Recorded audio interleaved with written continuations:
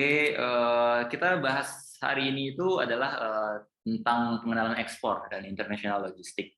Kemudian saya diminta Pais menyampaikan sesi ini, bagaimana sebelum nanti masuk ke pembahasan inti nanti di schedule next-nya nanti ya, next schedule dengan Pais. Oke. Oke, nanti tadi Pais sudah kasih sedikit introducing tentang saya ya. Kemudian nama saya Niko. Kemudian saya memang baru sedikit experience di 12 tahun terakhir di profesional di logistik supply chain. Lebih banyak ke ekspor impor, forwarder dan custom clearance. Kemudian saya juga membuka ada beberapa online shop dan kita punya perusahaan juga di importir. Ya, dan saya juga bergabung saat ini memang di Karim di head supply chain. Dan di 2 tahun terakhir saya buka sebuah e-commerce yang tapi khusus di Sumatera Barat. Background saya di sini memang lebih banyak ke logistik karena dari D3, S1, S2 juga terkait dengan logistik. Dan ada beberapa informal education yang saya ambil di short course di beberapa negara. Kemudian ada beberapa jadi speaker juga. Oke, ini sedikit tentang saya ya. Nah, kita lanjut sebenarnya di sesi ini basic sebenarnya, basic informasi tentang ekspor. Artinya kita sama-sama harus tahu nanti ekspor itu apa gitu. Kalau Bapak Ibu sekalian sudah, biasanya kalau orang kita ngirim ke luar negeri itu udah ekspor. Tapi pada prinsipnya ada 4, kalau di saya ada 4 poin yang sebenarnya apa yang kita maksudkan dengan ekspor gitu. Ekspor itu adalah mengeluarkan, prosesnya adalah mengeluarkan. Apa yang dikeluarkan itu adalah barang ataupun jasa pun ada nanti ekspor jasa. Kemudian dari mana kita keluarkan yaitu dari daerah pabean. Nah, kalau lihat Indonesia daerah pabeannya ada 3 zone, yaitu ada zona ekonomi eksklusifnya, ada seluruh wilayah yang ada di Indonesia, dan ada landasan kontinen.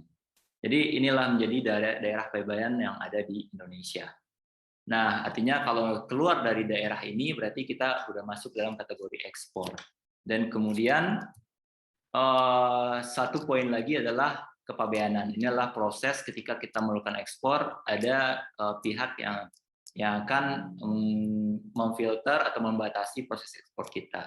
Dan ini prosesnya disebut kepabeanan. Jadi di proses kepabeanan ini ada proses yaitu pengawasan lalu lintas barang dari negara kita ke negara tujuan ekspor. Kemudian juga di proses pabean ini ada nanti pungutan, baik itu bea masuk ataupun bea keluar. Nah, 4 hal ini yang menjadi dasar kita menyebut itu ekspor. Jadi intinya nanti saya lebih me-reminder Bapak Ibu sekalian tentang ini loh definisinya ekspor nanti. Nah, artinya ketika kita melakukan ekspor, kita udah tahu nih poin-poin ini. Nah, lanjut. Nah, kemudian ketika kita mau ekspor, sebenarnya apa sih alasan kita ekspor gitu? Nah, banyak alasan dari setiap eksportir ataupun pengusaha ataupun supplier yang memang mau berniat untuk ekspor. Nah, di kesempatan kali ini saya memberikan beberapa poin apa saja yang menjadi alasan orang untuk ekspor. Nah, alasan ekspor utama itu yang pertama adalah untuk mendapatkan devisa dari sisi government ya, dari government untuk mendapatkan devisa. Jadi pemerintah bisa juga dengan adanya devisa ini untuk membayar hutang pemerintah ataupun untuk menggunakan dana devisa ini untuk operasional konsulat yang ada di luar negeri.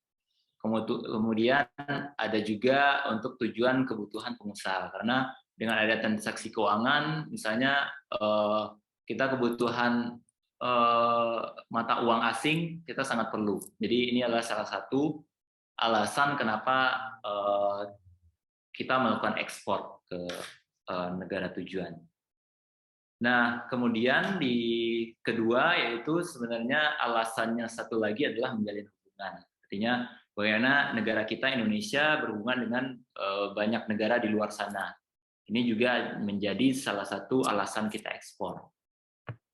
Nah, yang ketiga, memperluas pasar. Ini artinya dari Bapak Ibu sebagai eksportir ataupun supplier, alasan ini sangat banyak. Memang kebanyakan pengusaha bagaimana memperluas pasar, itu tujuan untuk ekspor mereka. Nah, memperluas pasar ini sebenarnya juga ada kategorinya. Jadi, apakah mereka tujuannya di awal itu memang untuk mengoptimalisasi margin mereka.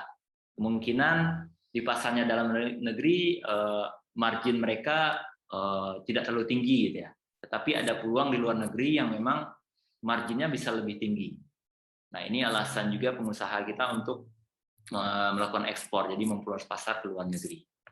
Kemudian ada juga yang memang tujuan awalnya itu ekspor adalah memperkenalkan produk mereka. Jadi mereka menciptakan, kita di Indonesia ini menciptakan produk baru yang memang target kita untuk memperkenalkan ke dunia luar.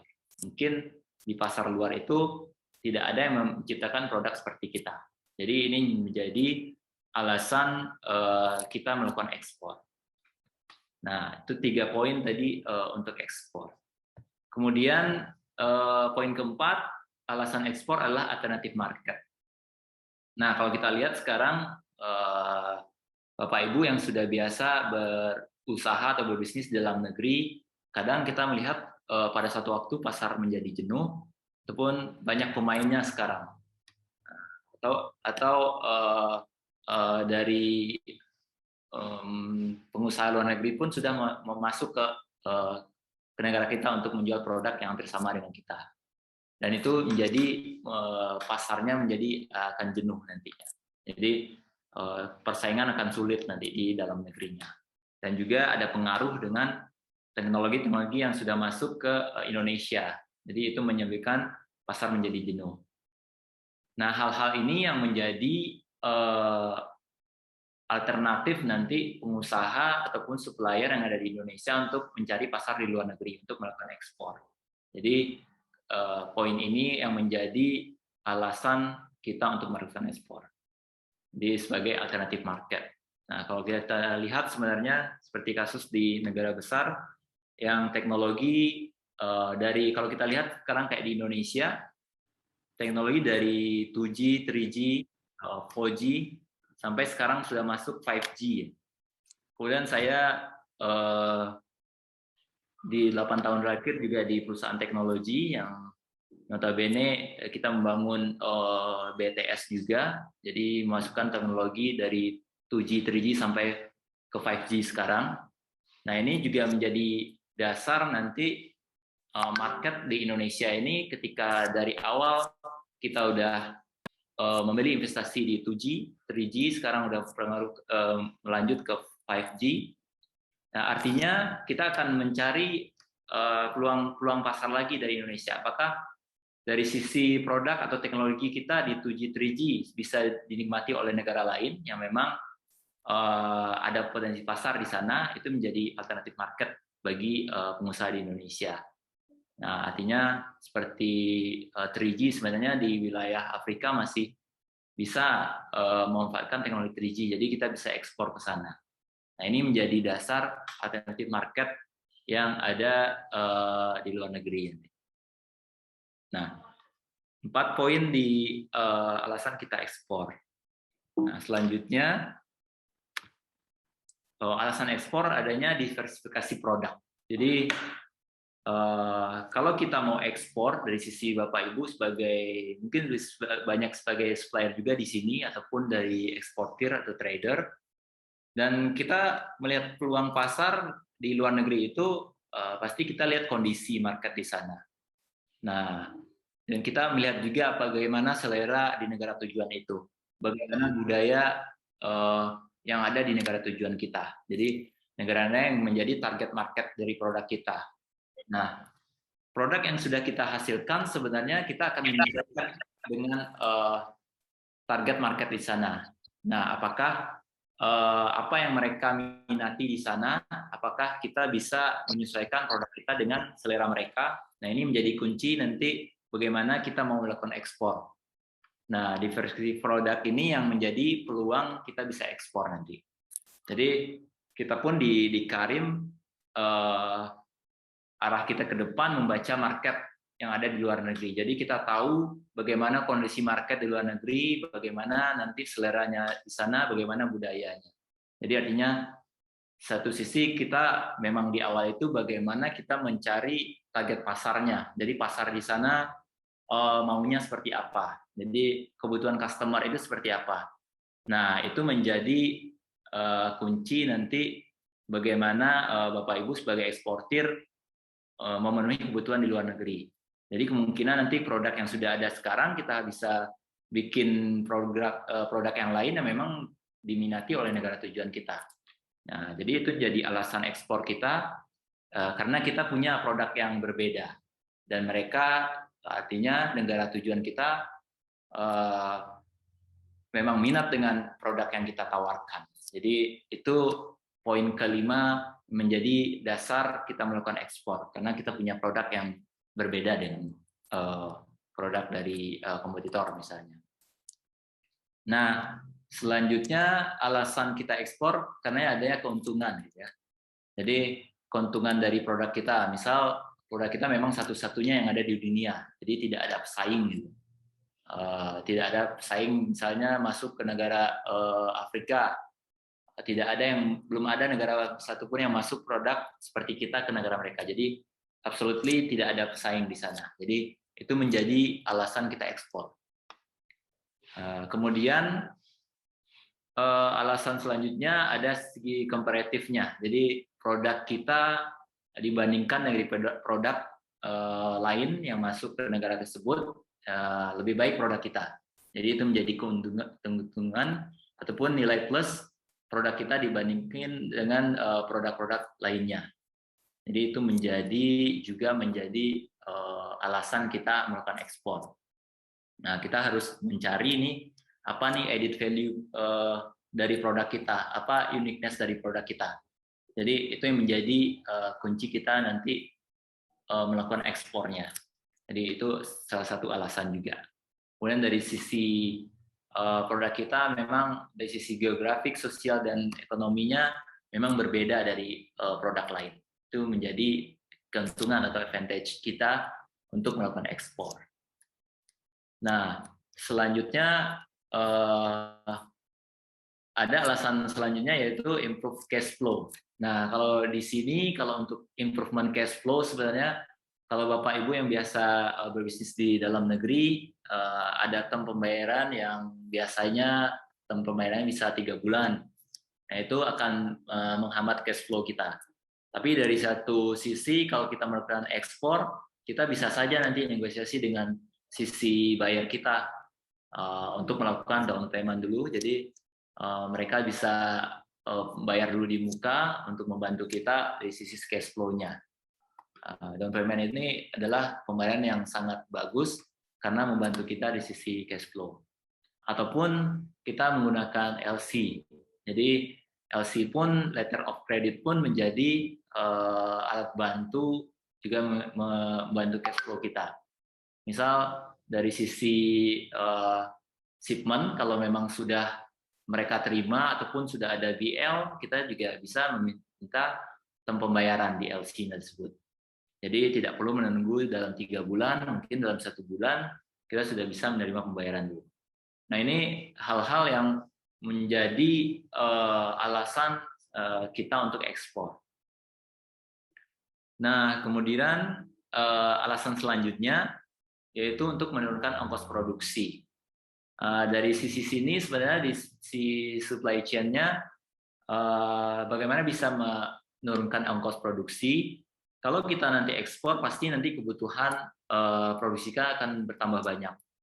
Dari yang biasanya kita produksi untuk dalam negeri saja dengan kapasitas misalnya 100 ton misalnya. Tapi dengan adanya ekspor ini kita akan meningkatkan produksikan menjadi 10 juta misalnya atau jadi 1.000 ton. Jadi artinya ada kapasitas produksi yang kita improve. Nah, hal ini akan menjadi dasar untuk bisa menurunkan ongkos produksi. Jadi semakin banyak kita memproduksi, secara cost produksi bisa ditekan lebih turun gitu ya. Jadi ini juga menjadi alasan ekspor. Dan apa namanya, pengusaha juga akan mencari nanti dari sisi keuangannya apakah memang menguntungkan dari sisi biaya produksinya ya. Jadi kalau kita melakukan ekspor. Kalau kita melihat dari analisa awal saja, pasti dengan banyak produksi, ongkos produksinya akan semakin turun. Nah, ini juga menjadi dasar untuk alasan kita ekspor nantinya. Nah, kemudian alasan selanjutnya ini juga menjadi alasan lain ya ketika kita ekspor untuk membuka lapangan pekerjaan. Ini ada beberapa pengusaha yang memang mereka berniat untuk ketika ada ekspor memang untuk membuka lapangan pekerjaan. Kemudian alasan selanjutnya sebagai stimulus mendapat insentif dari pemerintah, karena kalau kita melakukan ekspor mungkin kita akan dapat stimulus dari pemerintah. Nah, ini juga menjadi alasan beberapa pengusaha untuk melakukan ekspor. Ataupun nanti mendapatkan kuota, kadang ada eksportir ini juga berbisnis di importir. Jadi ketika mereka ekspor, mereka juga dapat kuota untuk impornya. Nah, ini menjadi alasan beberapa pengusaha melakukan ekspor. Nah, seperti ada produk dari minyak, misalnya CPO, dan mereka harus melakukan ekspor berapa persen, dan baru bisa menjual di dalam negerinya berapa persen. Kemudian ada alasan lain yaitu memenuhi kebutuhan negara lain. Artinya kalau di negara kita memang produknya tersebut sudah surplus ataupun dan kebutuhan dalam negeri sudah terpenuhi. Nah, ini menjadi alasan kita ekspor. Artinya apa nanti yang menjadi program unggulan yang ada, produk unggulan yang ada di Indonesia yang memang produk tersebut jadi surplus di kita. Jadi itu menjadi alasan untuk kita ekspor ke luar negeri. Dan kemudian alasan selanjutnya adalah inovasi. Jadi ketika kita mau ekspor, sebenarnya kita men-challenge diri untuk bisa berinovasi. Jadi kalau kita melihat, misal kita Bapak Ibu ke luar negeri, jalan-jalan dan melihat sebuah produk di luar negeri, dan sebenarnya kita bisa untuk membuat produk tersebut. Jadi kita didorong untuk semakin berinovasi untuk membuat produk yang memang punya potensi untuk dijual di luar negeri tersebut. Dan kita juga akan mendapat feedback yang sangat luas karena produk yang kita hasilkan itu dinikmati oleh masyarakat dunia gitu ya. Jadi feedbacknya lebih luas nanti. Kita juga akan menganalisa, oh ternyata market untuk produk kita ini di negara mana yang lebih bagus. Itu juga menjadi alasan kita ekspor. Nah, itu tadi ada beberapa poin untuk menjadi alasan kita ekspor. Mungkin Bapak Ibu tinggal nanti melihat dari poin-poin ini sebenarnya tujuan Bapak Ibu untuk ekspor seperti apa. Mungkin dari salah satu dari sekian banyak ini mungkin ada salah satu poin yang menjadi alasan ekspornya. Nah, mungkin Pak Ais mungkin nanti di sesi ini mungkin jam 4-an kita ada break dulu nanti ya untuk sholat. Nanti agak 5 atau 10 menit ya. Ya, boleh. Nanti saya akan minta waktu nanti. Nah, saya lanjutkan dulu. Nah, ini tadi kita bicara alasan ekspor. Sebenarnya ini dasar ya, basic artinya untuk Bapak Ibu semua, apa sih yang menjadi alasan kita ekspor. Mana tahu nanti ternyata ketika Bapak Ibu jalan-jalan ke luar negeri melihat produk bagus, ya bisa menjadikan sebuah referensi untuk menciptakan produk di dalam negeri ini untuk kita ekspor. Nah, selanjutnya ketika kita sudah mengetahui alasan kita ekspor dan kita tadi sudah mengetahui apa definisi ekspor, selanjutnya kita akan melihat apa sih resiko kita ekspor. Jadi tidak hanya semata-mata kita untuk kalau kita ekspor bagus loh, profitnya bagus gitu ya. Dan produk kita bisa menjangkau jangkauan market lebih luas. Tidak hanya itu ya. Jadi di balik ekspor itu di balik dari benefit tadi ada risiko yang akan kita hadapi karena ini melibatkan antar dua negara. Kalau memang cuma kita jual beli di lokasi kita atau di Indonesia, kita bisa langsung kalau ada kendala bisa langsung kita ketemu dengan pihak bayarnya misalnya. Nah, kalau ekspor ada beberapa risiko yang memang harus menjadi concern bagi kita. Tapi risiko ini sebetulnya bukan menjadi kita untuk mundur untuk ekspor, tapi kita sudah punya dasar, ketika terjadi risiko ini kita udah bisa menyiapkan solusinya.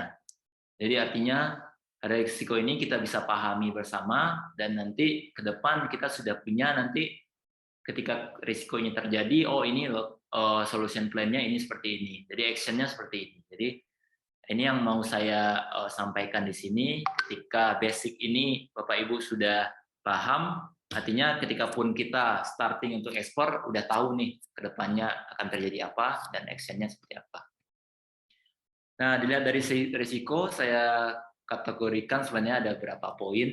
Yang pertama, saya lihat di sisi finansialnya. Risiko keuangannya itu artinya ada potensi kita tidak dibayar. Nah, ini juga menjadi concern Bapak Ibu ketika ekspor, ketika kita bertemu new buyer, apakah kita mengenal mereka secara utuh? Tentu tidak, tapi ada potensi bahwa kita tidak akan dibayar. Nah, tapi di sisi lain, ketika ada risiko ini, ada nanti bagaimana kita untuk meminimalisasi risiko ini dari sisi finance.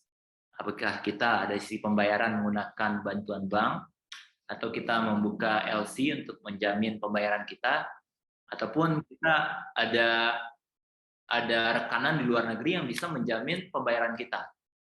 Jadi itu menjadi solution plan yang akan kita siapkan untuk menghadapi risiko dari sisi finansial. Nah, ini juga Bapak Ibu juga harus nanti siapkan juga ketika mau mulai ekspor ya. Jadi ketika menemukan new buyer, ini loh yang harus kita siapkan paymentnya. Kalau kita mengenal misalnya, buyer ini referensi dari KBRI misalnya, atau referensi dari kolega kita di luar negeri yang bisa kita pegang, ya tidak perlu dari sisi LC misalnya, paymentnya di sisi TT saja transfer, tapi TT-nya seperti apa misalnya. Apakah ada down payment-nya dan nanti sisanya dibayar kapan. Nah, itu tinggal nanti Bapak Ibu mempertimbangkan dari sisi keamanan dari sisi pembayarannya ya. Jadi nomor satu ini adalah kita bahas di risiko keuangannya ya. Nah, ketika Bapak Ibu sudah melihat ada risiko di keuangan dan sudah mengetahui bagaimana nih solusi plan-nya nanti untuk meminimal dari sisi keuangan, kita lihat dari poin kedua, dari sisi risiko quality. Risiko quality artinya Bapak Ibu sebagai eksportir ataupun sebagai supplier harus mengetahui dari sisi produknya.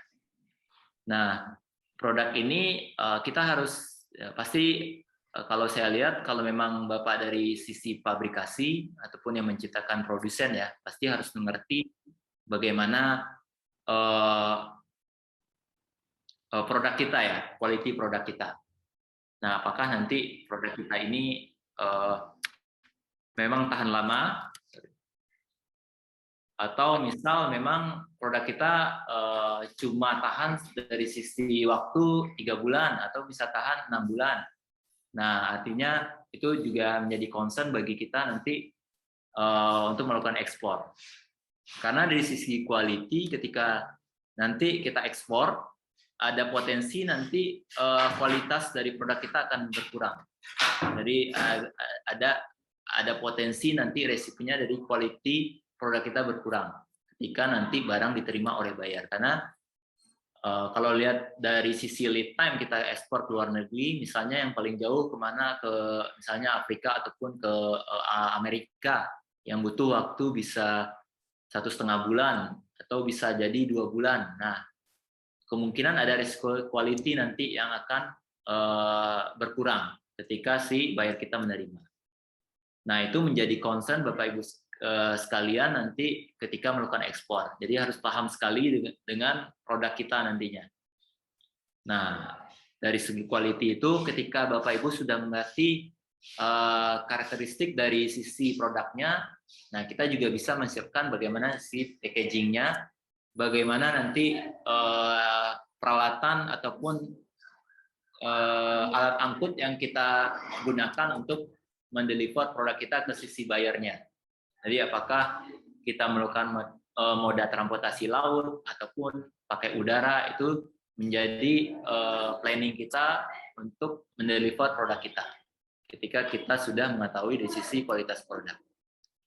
Nah, ini dari sisi resiko produk. Jadi artinya Bapak Ibu kita paham, ketika paham karakteristik produk, kita harus memikirkan nanti bagaimana packaging dan sisi moda transportasinya. Nah, kemudian dari sisi resiko ekspor ini ada dari sisi logistiknya. Nah, dari sisi logistik ini bisa saja nanti produk ini hilang di tengah jalan. Artinya apakah ada perampokan di jalan, ataupun kapalnya tenggelam, ataupun ada kecelakaan alat angkut, ataupun dari sisi packagingnya nanti bermasalah. Nah, itu menjadi risiko dari sisi logistiknya. Nah, artinya nanti ketika kita udah mengetahui dari sisi logistik ada risiko, bagaimana kita mengcover risiko ini? Apakah kita akan melakukan atau menghubungi pihak asuransi yang menanggung risiko ini? Nah, itu yang menjadi concern dari Bapak Ibu ketika melakukan ekspor. Nah, ketika sudah tahu dari sisi risiko logistiknya, kita kemudian beranjak ke resiko kontraktual. Jadi ketika kita bicara dengan sisi buyer, pasti ada MOU ataupun kontrak pengiriman ke mereka atau kontrak pembelian. Jadi di kontrak ini pasti ada nanti klausul-klausul yang kita harus confirm ke sisi buyernya, karena nanti ada risiko juga nanti kontrak ini akan rusak. Kenapa bisa rusak? Nah, ada term ataupun flow bisnisnya ataupun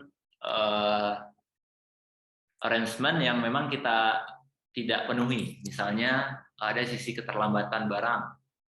Artinya kita confirm ke pihaknya si buyer dari sisi produksi sampai pengiriman, misalnya dalam waktu 3 bulan. Ternyata lebih dari 3 bulan. Itu akan menjadi resiko dari sisi kontrak kita akan rusak. Dan ketika kontrak rusak pasti ada implementasinya dari sisi pembayarannya. Apakah nanti akan ada pengurangan dari sisi pembayaran, jadi misal ada 5% atau 10%, itu tergantung deal atau agreement Bapak sebagai seller dan bayarnya nanti. Nah, itu dari sisi kontraktual. Ataupun nanti ketika berjalannya pengiriman ada force majeure, baik sisi ini juga menjadi concern nanti di kontrak kita ke bayarnya nanti. Bagaimana nanti ketika ada force majeure, apakah nanti implementasinya di kontraknya, ataupun nanti ketika si buyer nanti menerima produknya speknya tidak sesuai karena mungkin adanya keterlambatan tadi, ataupun adanya quality produk kita karena waktu delivernya yang lead time yang lama, sehingga spek yang mereka terima itu tidak sesuai dengan yang awal deal dengan kita. Nah, ini yang menyebabkan nanti secara kontraktual akan rusak. Nah, risiko kontrak ini yang harus kita sikapi. Jadi bagaimana nanti kita harus bisa membuat planning dari awal ketika kita memutuskan untuk ekspor. Nah, produk kita yang harus kita pastikan, packaging kita, alat transportasi kita. Jadi hal-hal ini yang nanti supaya mengamankan nanti kontrak kita dengan sisi buyer. Nah, ini tadi baru 4 risiko yang kita bahas. Kemudian lanjut, ada dari sisi risiko dari politik sebenarnya. Nah, ini risiko politik harus juga kita sebagai eksportir ataupun segi supplier, kita harus memahami juga negara tujuan ekspor kita. Apakah di sana ada aturan baru yang harus kita pahami ya? Karena ketika bulan ini kita deal dengan buyer, mungkin dalam 3 bulan lagi ada peraturan baru misalnya. Atau memang dari sisi buyer sudah mengetahui nanti akan di negara mereka akan ada aturan baru yang akan diimplementasikan. Nah, itu menjadi concern juga sebagai kita di eksportir. Nah, karena nanti impact-nya nanti ketika ada politik isu di sana, barang kita tidak bisa diterima, nah resiko nanti pembayarannya seperti apa, atau barang kita tidak bisa sampai di sana, resiko ini seperti apa nanti menanggapinya. Nah, karena ada case sebenarnya di Indonesia ketika kalau kita sekarang seperti ekspor CPO sekarang. Baru-baru ini sebenarnya pemerintah menstop ekspor untuk CPO minyak ya. Nah, artinya kebetulan ada teman saya juga di case ini yang memang mereka eksportir dari Indonesia yang ekspor ke India. Nah, artinya sekarang mereka masih proses produksi dan loading barang. Tapi ketika aturan baru muncul di kita, pembatasan untuk ekspor, berarti kita tidak bisa melakukan ekspor. Artinya nanti sisi buyer tidak akan menerima produk kita. Jadi ini menjadi concern di eksportir juga ya. Nah, bagaimana nanti di politikal ini yang harus kita pahami juga. Jadi kita bagaimana menanggapi nanti ketika ada politik isu ini, buyer kita juga mengerti nanti. Jangan sampai minta dia akan mengklaim oh mereka butuh barangnya dan tidak bisa kita kirim, ada penalti ke kita. Nah, ini juga menjadi politik risk ya yang harus kita pahami juga di sisi eksportir ataupun dari sisi supplier. Nah, kemudian ada juga dari sisi politiknya ada aturan tambahan bea masuk. Nah, di negara tujuan, misalnya kita ekspor ke Jepang misalnya ataupun ke Middle East, ternyata di bulan depan ada tambahan bea masuk di sisi sana. Jadi ketika buyer sudah kalkulasi di awal budget mereka untuk impor dari kita ataupun membeli dari kita, mereka pasti sudah mengetahui, sudah menghitung, oh dengan bea masuk sekarang, oh mereka bisa jual di negara mereka. Tapi ketika ada tambahan bea masuk yang biasanya misal cuma bea masuk 5%, sekarang menjadi 15%, itu menjadi beban yang besar sekali bagi mereka untuk menjual di negara tujuan. Nah, ini juga akan menjadi isu nanti ketika kita ekspor. Nah, bagaimana nanti menanggapi negosiasinya dengan buyer kita. Karena itu dari sisi kita sebenarnya tidak ada masalah, tapi di sisi bayarnya negara mereka ada kebijakan untuk menaikkan bea masuk. Nah, itu akan berimpact dari sisi penjualan produk nantinya. Nah, itu dari sisi politik risk juga. Kemudian ada juga dari negara sanksi. Negara sanksi ini artinya ada negara-negara yang tidak boleh masuk ekspor. Ada misalnya ada negara tersebut ketika berjalan waktu dapat sanksi dari dunia. Jadi ketika kita sudah deal misalnya dengan negara itu ternyata ketika mau pengiriman mereka masuk dari sisi negara yang disanksi oleh dunia, tidak bisa menerima ekspor dari negara-negara tertentu. Gitu. Nah, ini juga menjadi politik risk. Artinya saya juga menghimbau kepada Bapak Ibu dari sisi eksportir atau yang mau berbisnis ekspor ya, kita harus punya juga knowledge di dunia. Jadi ketika kita mau menuju satu negara, pasti kita akan search nanti bagaimana politik di sana, bagaimana nanti produk yang memang mereka minati, bagaimana aturan dari negara sana. Nah, itu yang menjadi kunci juga ketika melakukan ekspor. Nah, di Karim pun kita karena kita membantu marketing ekspor, ini menjadi kunci juga ataupun hal-hal poin penting yang kita lihat di negara tujuan target ekspor kita. Bagaimana nanti di sisi politiknya. Nah, kemudian setelah politik, terakhir ada di sisi administrasi, ya. Jadi risiko di administrasinya. Nah, risiko administrasi ini karena ada aturan-aturan di negara tujuan kita, dan kita harus paham juga di sisi eksportir apa sih yang mereka butuhkan dari sisi administrasinya. Nah, salah satu contohnya izin impor. Jadi ketika kita masuk di negara tujuan ekspor kita, mereka ada yang minta, oh barang harus diinspeksi di negara kita sebelum kita melakukan ekspor. Misal kita harus meminta bantuan surveyor untuk mengecek inspeksi di negara kita sebelum kita ekspor. Nah, itu juga permintaan dari negara tujuan ekspor kita. Ataupun di negara tujuan kita harus memiliki license yang harusnya dipenuhi di negara kita, di negara Indonesia. Seperti dari sisi izin, misal kalau makanan kita harus ada dari sisi BP POM-nya, nah, atau dari masuk negara-negara yang tujuan harus ada halalnya. Nah, ini juga menjadi concern. Ataupun ada ketika kita masuk di salah satu negara tujuan ekspor, kita harus registrasi di negara mereka duluan. Nah, artinya ketika kita sebagai eksportir harus terdaftar dulu di mereka. Nah, itu juga ada salah satu negara yang memang mewajibkan kita untuk memenuhi aturan negara mereka. Nah, itu menjadi catatan di administrasinya. Kemudian dari sisi izin sudah, kemudian di sisi dokumentasi. Jadi ini juga menjadi banyak permasalahan ketika kita melakukan ekspor. Kemudian dari sisi administrasi ya, ketika bagaimana kita membuat sebuah packing list, invoice, kita menentukan membuat sebuah BL-nya, ngecek BL-nya, atau nanti kita ngecek bagaimana sertifikat of origin-nya. Nah, itu kita harus concern sekali, teliti sekali dengan hal-hal yang tertuang di dokumen tersebut.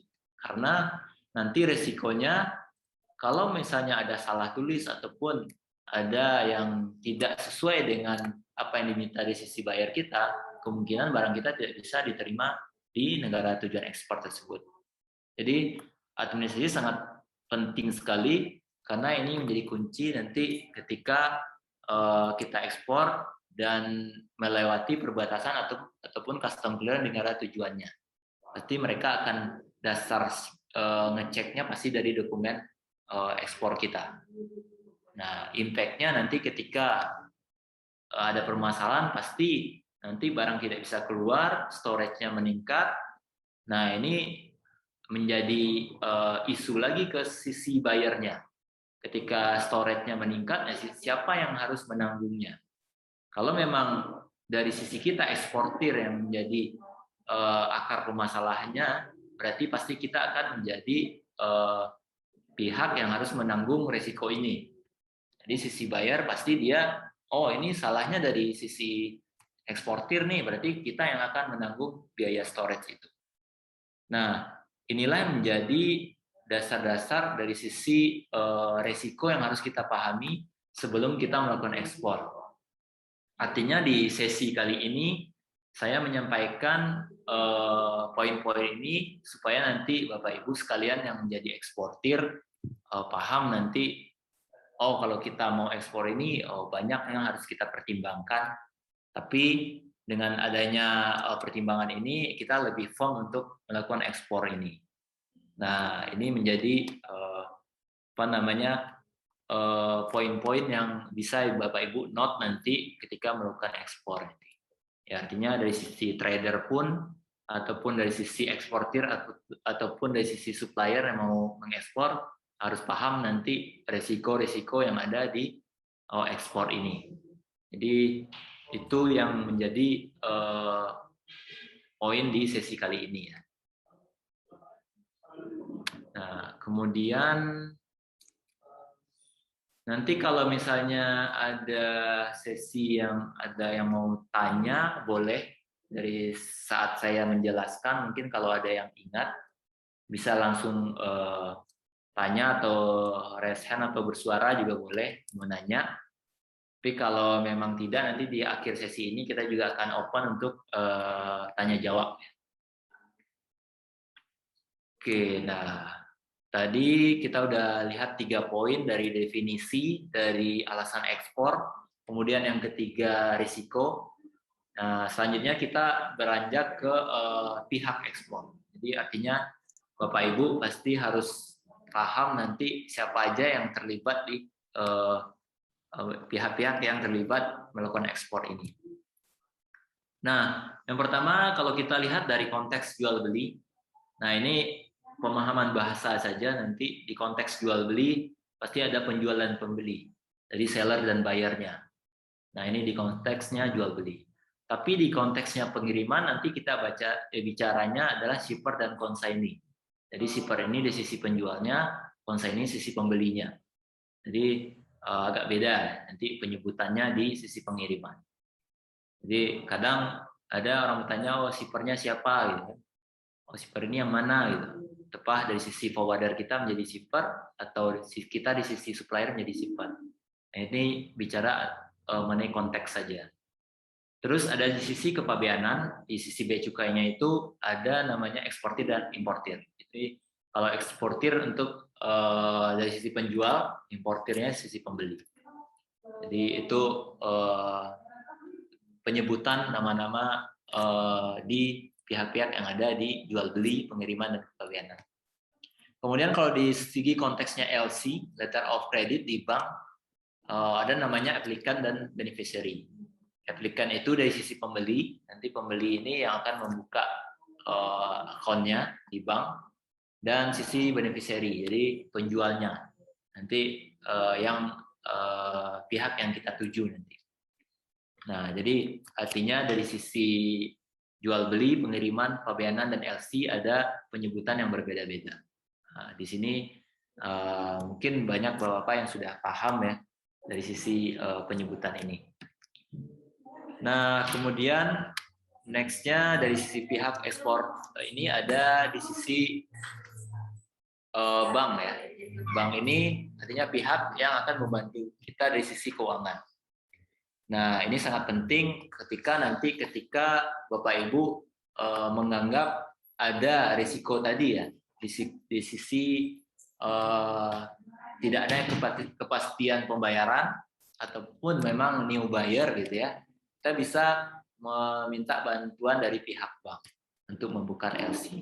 Nah, LC ini sebenarnya banyak kategorinya yang bisa nanti mungkin dari sisi next session nanti ya, untuk sisi LC mungkin bisa dibahas lebih detail, ataupun nanti banyak reference tentang LC, dan juga untuk membuka LC ini bagaimana teknisnya, karena sama-sama kita tahu nanti untuk membuka LC ini ada juga nanti deposit yang harus kita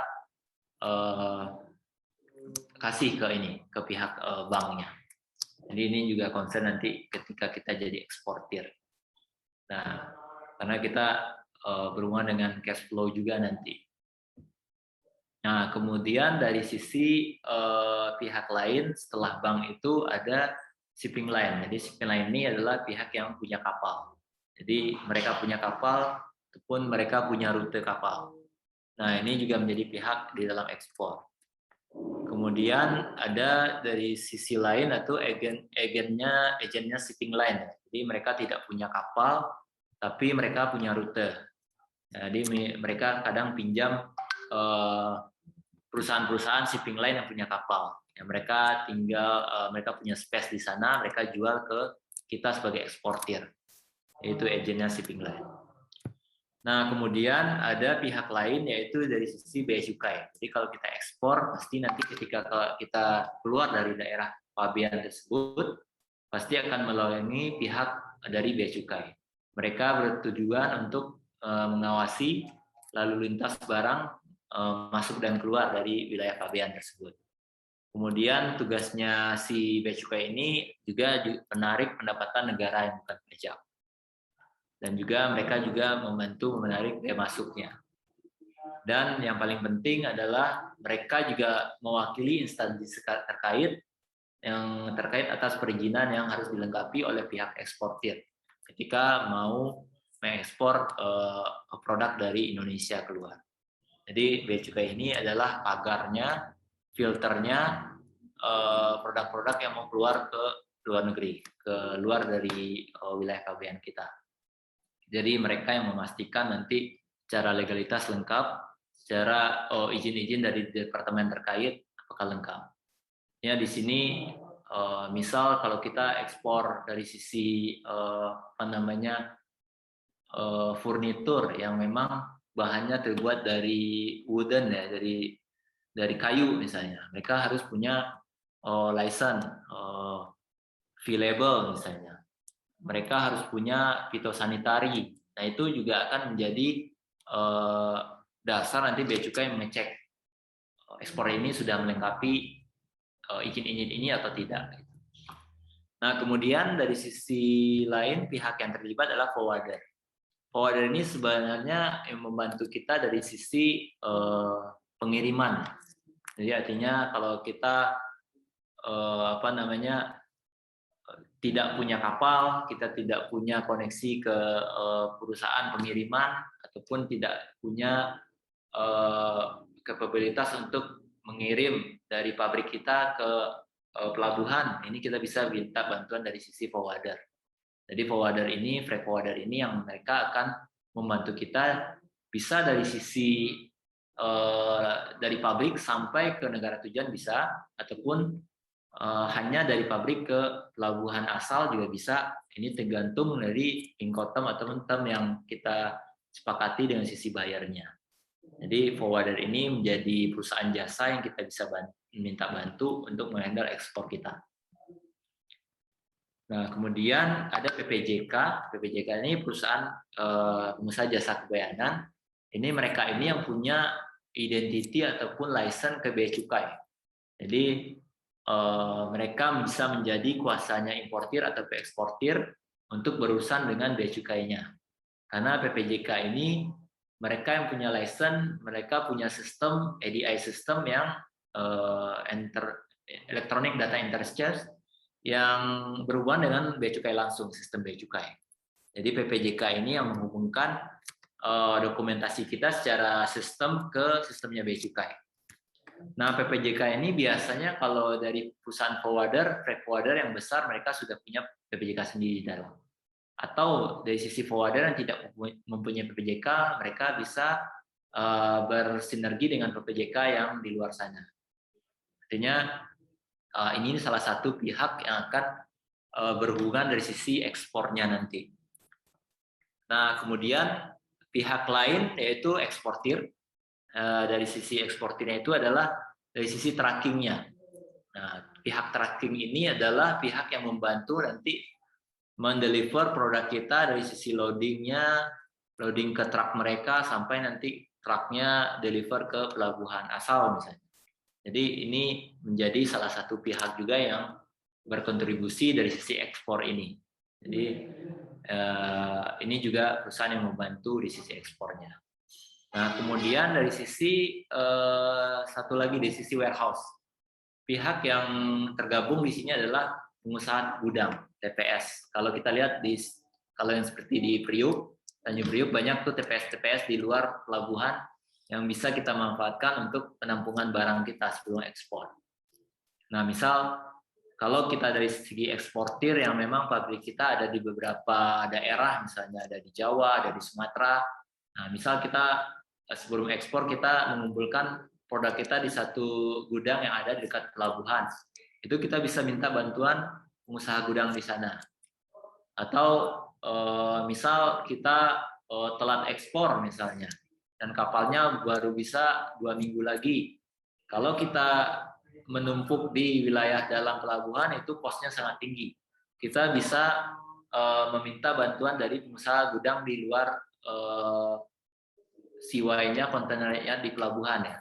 Jadi kita bisa menyewa gudang sementara dulu, menunggu kapal selanjutnya. Itu juga bisa diminta bantuan kepada pihak pengusaha gudang. Ini case-nya banyak pengusaha-pengusaha ekspor yang kalau saya biasa di Belawan misalnya, karena kapalnya itu rutinnya misalnya 2 minggu sekali. Pertama mungkin case-nya si eksportir tidak bisa memenuhi dokumen ekspor pada schedule pertama kapal.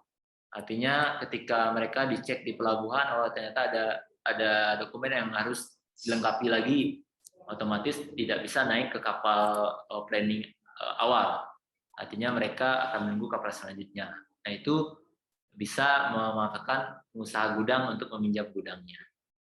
Dan biayanya lebih murah daripada sewa gudang di dalam pelabuhan.